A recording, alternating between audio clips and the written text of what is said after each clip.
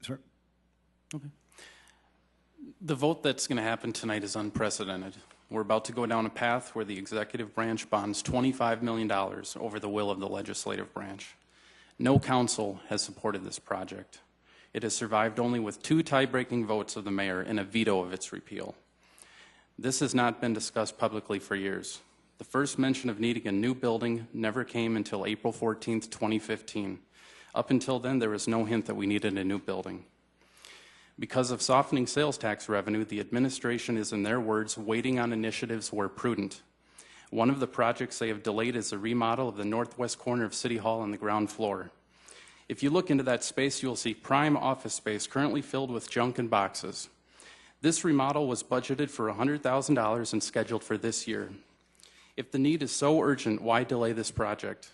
Why would we delay a $100,000 project because it's prudent, but then go into debt $25 million to build more office space? It makes no sense.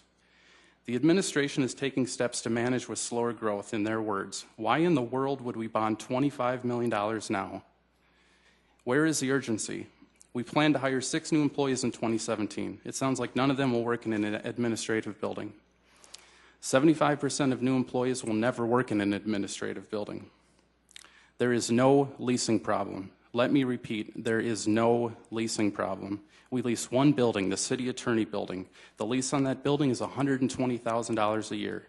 You don't spend $25 million to solve a $120,000 problem. The first year debt service on the new building is $1 million, enough to pay for the lease on that building for 9 years. What you haven't been told is that we have an option to purchase this building and right of first refusal. We can own that building today for $1.2 million. The first year of debt service on the new building would almost buy the city attorney building. It's interesting to note the city attorney loves this building, and it's in a perfect location, across the street from City Hall and a block from Carnegie Town Hall. If leasing is a huge issue, why not just buy the building? It would make sense, and then we'd have no leased buildings in the entire city, and it would cost a lot less than $24 million. Leasing is not always a bad thing. Leasing in the short term gives you flexibility and options. The 2012 study, in fact, said leasing was the best option. Because of the low cost of office space and no capital outlay would be involved. We've heard various straw man arguments regarding leases. One of them goes, imagine if your forefathers leased City Hall for the last 80 years.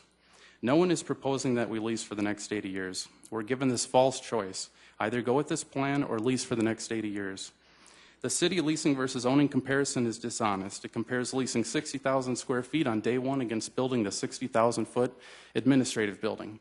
Who in their right mind would lease 60,000 square feet on day one when you don't need most of that space for decades? When you do the comparison using the sane option, that is leasing space you need, leasing actually is far cheaper. Another straw man, costs are going up. Costs are going up on everything. If you bond this, other projects will be delayed and their costs will go up.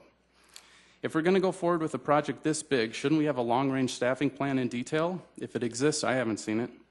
There have been no other viable options presented. We've been told no other building in the entire city will work. There have been no head-to-head comparisons, no cost-benefits analysis, nothing. There's no offsets, there's no cost savings. We aren't selling any buildings, we aren't consolidating anything. We were told we would move the Parks Department and utility billing to the new building. Moving utility billing makes no sense. The 2012 study recommended they don't move. It identified no need for them to collaborate with anyone. Their location is great, it's a good parking, easy access, it's very convenient for their customers. Just go down and ask them. We're proposing to vacate a $500,000 building and turn it into storage. In this particular case, ceiling height actually does matter. It would be totally unworkable for storage for the event center. Even if it did work as storage, we'd stop using a $500,000 building as office space and turn it into a very expensive garage. How about the Parks Department building? It's located close to City Hall. It has a great location. It's worth $800,000. The Parks Department likes it. We're making good use of it. We'd clear that building out with no plan for how to use it in the future. Vacating 2 very good and very expensive buildings that are being used efficiently and using them to store our junk doesn't show a lot of business acumen. Let's talk about collaboration. We talk about moving parks to the new building with engineering so they can collaborate and the benefits of that. In moving engineering to the administrative building, we fracture engineering and planning who work together very closely. What are we accomplishing? We're fracturing 2 departments that work hand in hand and trading that for collaboration with the Parks Department. How are we better off? Let's talk about collaboration with the county. Why would we discuss buying toilet paper together to save money but then totally abandon the idea of collaborating on this? Our idea of collaboration is to tell the county, Hey, we want to stop wasting money leasing, so we're building a new building. We didn't bring you in until after we designed it. And by the way, do you want to waste your money leasing our third floor? What kind of collaboration is that? The cost per square foot is very high as this amount of square footage allocated per employee, and I'm referring to finished square footage. Did anyone notice a straw man about the employees in the space known as a swamp totally disappeared? Maybe that's because they love it down there. Just go down and ask them. Let's talk about the lack of a plan and moving the goalposts. Up until a week ago, the plan was to move parks and utility billing. At the Veto press conference, the mayor said no decisions have been made and we're working on it. Are we building a $25 million building without a concrete plan of how we'll even use it? Don't forget the debt service and the ongoing capital costs we'll have going forward if we build this. On a $25 million building, the capital improvements are not going to be cheap as the years go by. There is no retention or recruitment problem. We've debated ceiling heights and air quality, but in the end, people want to work for the city. Building new is the most expensive option. Just ask our finance director, who said this at the informational meeting on February 23rd, 2016, and I quote, "If you're looking and hinging a decision on is it going to pencil out a net savings to the city, I think clearly it's not if we have a new building," end quote. I want the citizens to know that this is not replacing City Hall. This is a new building in addition to City Hall. Many citizens believe this is a new City Hall. It is not. When they are told this is a new building in addition to City Hall, they are stunned. The era of big government is here. Remember, if you build it, they will come. Once we build this building, which will start mostly vacant, it will be filled with government employees.